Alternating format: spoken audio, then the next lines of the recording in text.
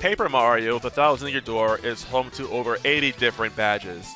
Amongst them, there are some absolutely crazy powerful badges available to the player, some of which you're probably very familiar with.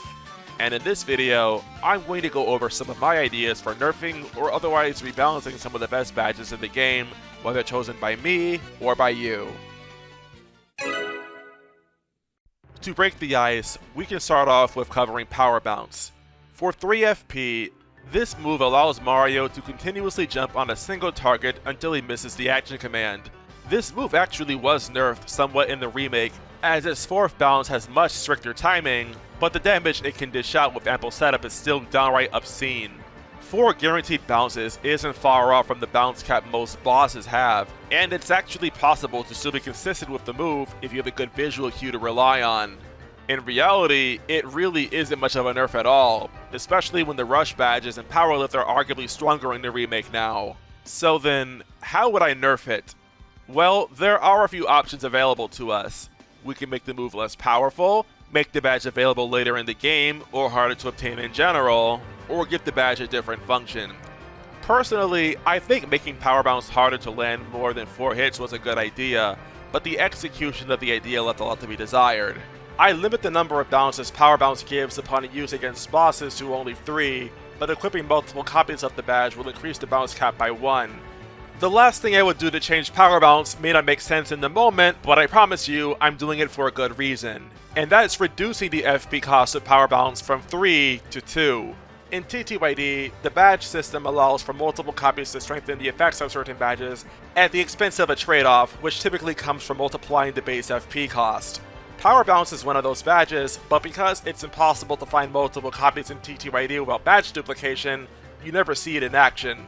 Makes me wonder why it was programmed to begin with, while other badges like Piercing Blow can be found organically through enemy drops and yet don't get impacted with multiple copies equipped. But it ain't like I programmed this game.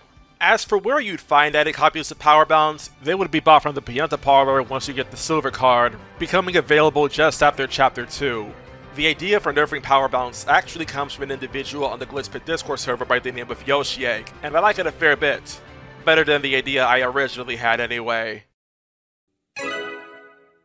One of the best badges in the game, Jumpman increases the damage dealt whenever Mario uses his jump attack by 1 in exchange for disallowing usage of his hammer. With how early you get access to this badge, it really is just a much cheaper power plus when you consider how strong jumps typically are in this game. After all, you get the bonus twice when you attack, as opposed to Hammer Man, for example, which gives you the bonus only once. That being said, there isn't much I do to nerf it. Increasing the BP cost from 2 to 5 seems fair though, as it still maintains its identity as a cheaper option in Power Plus, but it acknowledges the higher value jumps give as opposed to hammers. And nerfing it more than that feels excessive, since if the BP cost is too high, then it begs the question as to why Power Plus and Jumpman are so similar if not the same. The charge badges are definitely viable badges, allowing either Mario or his partner to spend 1 FP to boost their next attack's power by +2 per use. You can do a lot of damage in a single shot with enough, especially when aided by moves I hit multiple times. And it's for this reason I have an idea for how to nerf these badges. Really, all that need to be done is just to make a limit to how high your attack can be charged for. Limiting your max charge to +6 seems fair, as it still allows you to use the move during times where it's unsafe to attack, like when fighting Macho Grubba, but you can no longer boost a high heaven in order to just wallop bosses in a single move anymore. It's basically what Bug Fables and some Paper Mario game mods have done, but I just really like the idea. I'll also just be taking the time to thank my channel members right now, MB Switchy, Nintendo Sixty-Jorts, and Quay13. Thank you all kindly for your continued support, it really is greatly appreciated. The P up D down badges are very strong, increasing how much damage you dish out by 1 in exchange for increasing how much damage you take by 1. For only 2 BP, it's fairly reasonable why it be a badge considered and how I'd nerf it, particularly the partner variant. Partners are easy to keep out of harm's way, and they're generally really good at doing damage. The high amounts of HP they typically have at Ultra Rank also make them superb at taking stray hits, and it isn't hard to heal outside of boss fights. However, I actually don't see much value in nerfing it because of how late it becomes available. If you collect every badge in the game as soon as it can be found while ignoring enemy drops, it's the final badge you find, and by that point, there really isn't much left to cover. Still, my idea for nerfing this badge, and by extension Mario's copy, would be fairly simple. I just increased the BP cost. Making Mario's copy 3 BP seems fair, since extra attack in general is so valuable, but Mario has also always been vulnerable to damage, so the drawback is more noticeable. However, the partner variant would instead be 5 BP. Partners taking damage is just a lot less of a concern when you're likely to have all 7 by Chapter 8, and so you have plenty more HP to go around.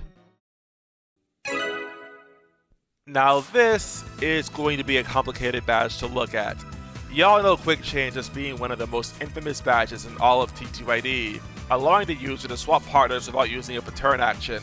Despite costing 7 BP, it's not really a significant drawback when you consider what this badge enables.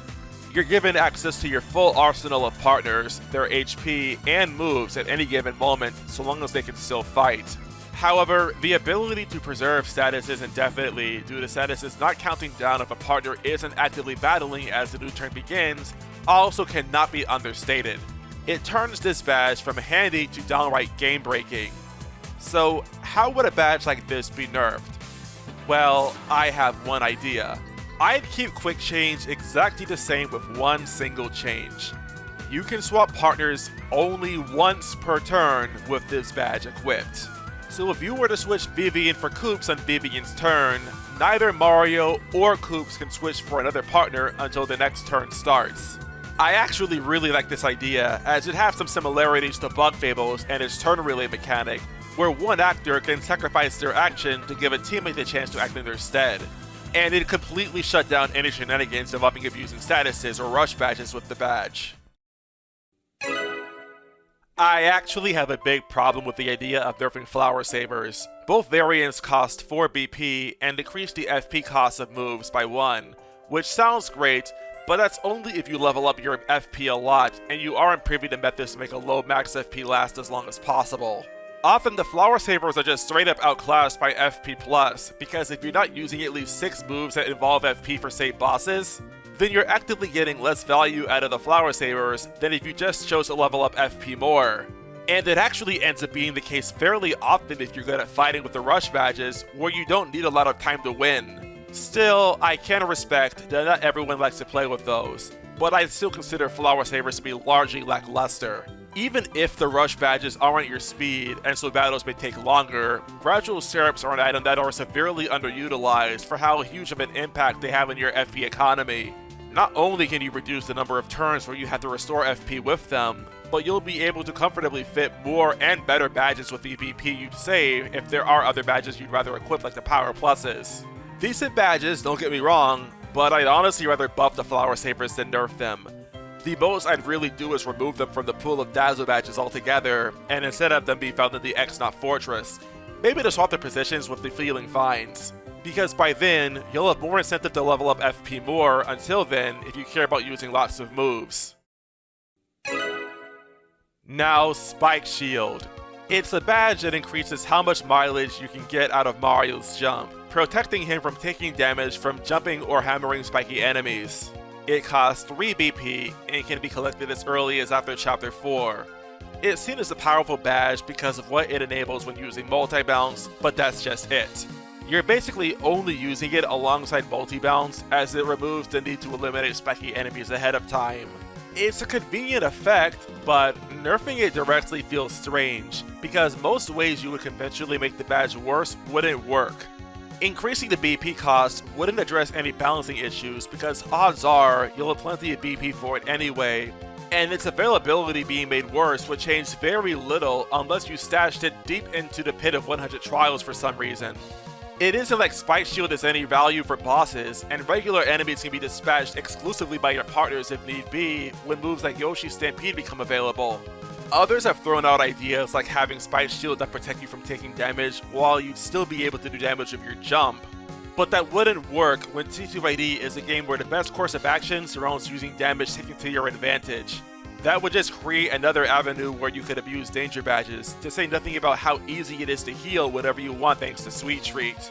Honestly, I think the most ideal method to nerf Spike Shield is just to change it into a move as opposed to a passive buff. And a move that can safely attack any single hazardous enemies, where Mario would be protected from damage. So basically a hybrid of Sticker Star's Iron Jump and Super Mario RPG's Jump Shoes accessory. But that begs the question, what about Ice Power? Ice Power, much like Spike Shield, serves a purpose in reducing immunities to your jump action, making Mario fireproof when jumping on embers and the like, in addition to doing extra damage and reducing damage taken from fiery attacks. I'll be frank, if I was to nerf this badge, I'd just straight up delete it from the game. Ice Power has so few applications in battle that it legitimately feels like a leftover asset just because it existed in the original Paper Mario. And there, it actually did have somewhat of a niche because of how it interacts with Lava Piranha. But in TTYD, it exists for like 3 enemies and some fiery attacks from Chapter 8 bosses. You're otherwise literally only ever going to use this badge because of multi-bounce. Besides that, I see Jump having removable weaknesses to such an extreme extent when attacking as a genuine game design flaw, because they basically just make jumps strictly better than hammers when the two should be able to exist in tandem by covering each other's weaknesses. At least this way, alongside the nerf to Spike Shield by making that just a standalone move, we've effectively nerfed the multi-bounce to be weaker and made hammers more worthwhile to consider. The Power and Mega Rush badges are not amongst the best, they are the best badges in the game. Costing only 1 BP apiece, they give +2 attack to Mario or his partner when remaining HP is 5 or lower in the case of Power Rush, and +5 attack when remaining HP is only 1 left for Mega Rush. The effects of these badges are so potent that the meta for the best badges revolves around what works best with the Rush badges. There are tons of ways to manipulate your HP to wipe bosses or full waves of enemies out, as long as you have good game sense, whether it's exploiting enemy damage to your advantage, or setting it up for yourself thanks to items like point swaps and trials too. And the effect itself is a fantastic win condition, especially alongside certain badge moves. The badges don't override each other either, so you can equip both and reap the rewards for having both on, or even take advantage of their ability to stack. The Pianta Parlor exists after all, and gives you the option to just buy Power Rushes if you really want to watch the world burn. Given this all, there are several nerfs I have in mind for these badges.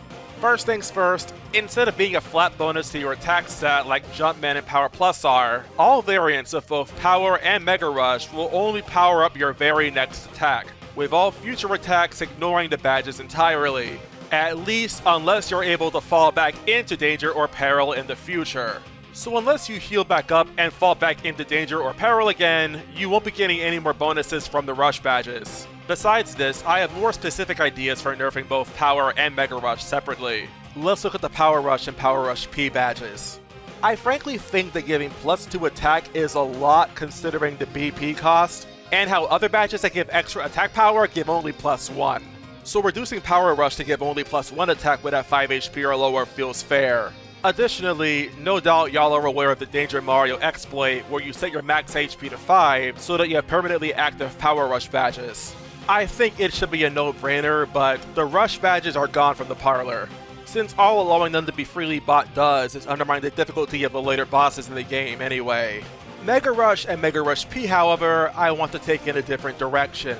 I think it's safe to say that we can all agree on the fact that the Mega Rush badges are available way too early for how strong they are. So for their availability, I actually want to take a cue from this Paper Mario TTYD mod called Paper Mario TTYD Encore. And so the one copy of Mega Rush is available in Riverside Station as opposed to the closed call P there, effectively making it a Chapter 6 badge. Meanwhile, Mega Rush P will occupy the chest that you can only access after Chapter 6 is completed due to needing both Bobbery and Spring Jump. Additionally, the Mega Rush badges will have their BP cost increased from 1 to 4. With all of these changes, you're probably thinking I'm also going to reduce how much attack power the badges give you, but I'm not going to do that. All of doing that would do is just render the badges non-viable, which I don't want to do. I want to make the badges more balanced, not bad. That being said, if you want to see how I would rebalance some of the partner attacks, because there are partners I think desperately need to be buffed, maybe I will, maybe I won't, but if I see this video get 500 likes, that'd be pretty cool. But that's just food for thought. Anyways, this has been Phantom A. Sorry this video took so long, I've been really depressed lately. Still kinda am, but I also understand that other people around the world may feel the same way. So hopefully this served as a good distraction for you. In any case, I'll see you later.